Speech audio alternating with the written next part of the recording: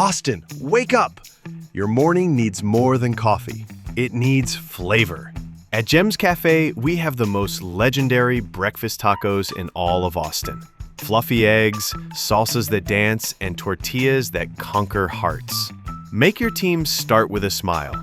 Order breakfast for the office or just for yourself. We'll deliver hot right to your door. Jem's Cafe, Austin's best-kept morning secret, until you share it. Order now and make your day epic. Order now at gems.cafe. Thanks to Jem's Cafe for sponsoring this video. The U.S. on fire! How American food became addicted to Mexican flavor. Attention spice lovers! Have you noticed that lately everything in the United States seems to come with chili, lime, or chamoy? From hamburgers topped with Takis to pizzas with flamin' hot Cheetos crust. American cuisine is becoming Mexicanized. But how did we get to this point? Today we're going to travel through the history, flavor science, and marketing strategies that have made American food burn with spice. Historical origins, 19th century. After the War of 1846 to 48, chilies, corn, and tortillas crossed the border. Early 20th century.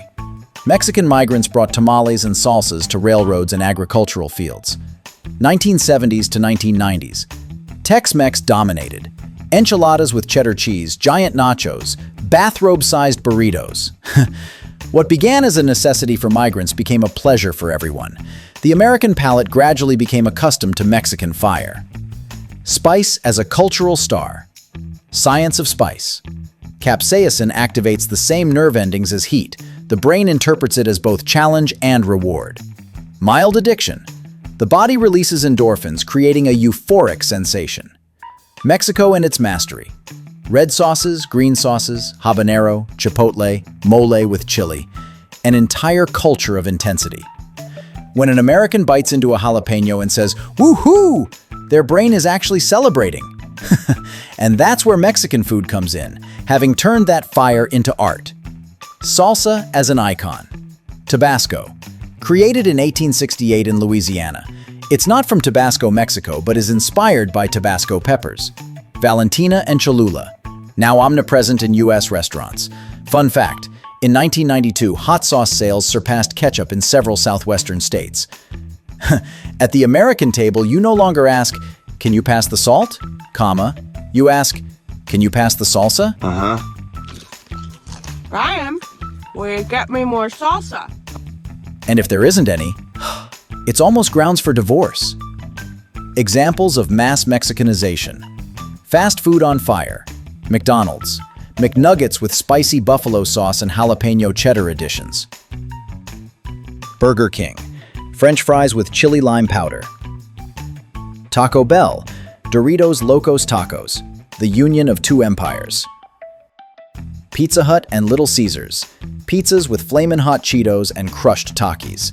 Tacos on every corner. And of course, if we're talking about Mexicanization, we can't ignore the kings of the party. Tacos, quesadillas, and tamales.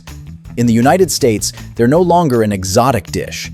They're part of the weekly diet for millions of people. Why this fascination? Simple. They're versatile, economical, and socially irresistible. You can eat them standing on the street, at an elegant brunch, or at an office party. But watch out, something interesting happens along the way. As they cross the border, these dishes transform to seduce the American palate. Star example, Torchy's Tacos, born in Austin, which takes the idea of the Mexican taco but covers it with melted cheese, ranch sauce, and even tater tots. Authentic Mexican? Number. Delicious and successful? Absolutely. Here comes the eternal comparison. Mexican food versus Tex-Mex. Authentic Mexican respects the corn base, fresh salsas, dried chilies, herbs like epazote, and ancestral nixtamalization techniques.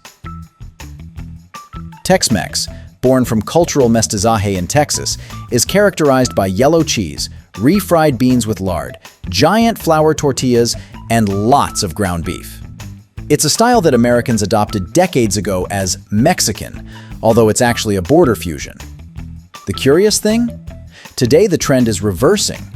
Americans are starting to seek the most authentic taco, while chains like Torchy's or Velvet Taco continue innovating with brisket fillings, BBQ barbacoa, and even fried fish.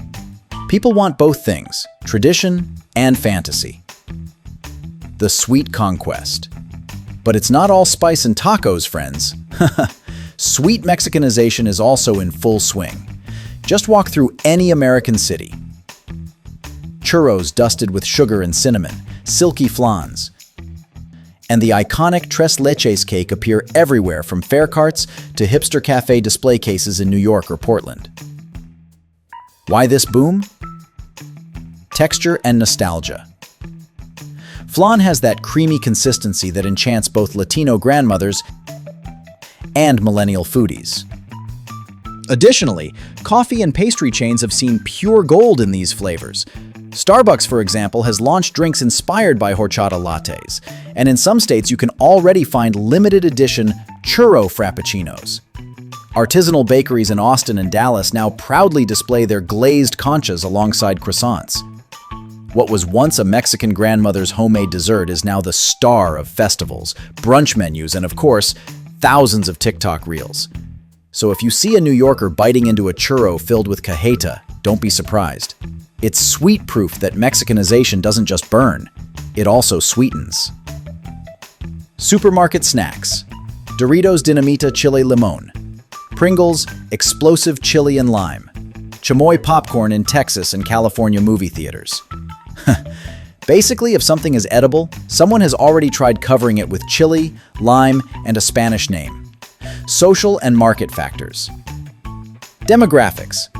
The Latino population in the US exceeds 19% and continues growing. Generation Z seeks extreme flavors, sensory experiences, and food that looks good on social media. Visual marketing. The intense red of Takis or chamoy makes any photo explode on Instagram. Chili sells because it's a spectacle.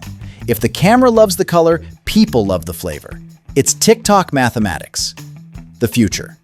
Predictions. Hamburgers with mole, ice cream with tamarind sauce, coffee shops with cold brew and chili powder. Fine dining restaurants fusing mezcal with BBQ. Growing artisanal sauce industry. Every US region now boasts its own local hot sauce. Predicting. Soon, Sunday brunch will bring Eggs Benedict with habanero sauce, and no one will bat an eye. Let's open the chips. American food isn't becoming Mexican. It's accepting that flavor without a little fire is boring. So the next time you see a hamburger with Takis or a pizza with chamoy, don't be surprised. It's history on your plate. And you? How much spice can you handle? Tell us in the comments and subscribe for more journeys to the heart of the food that unites us and burns us.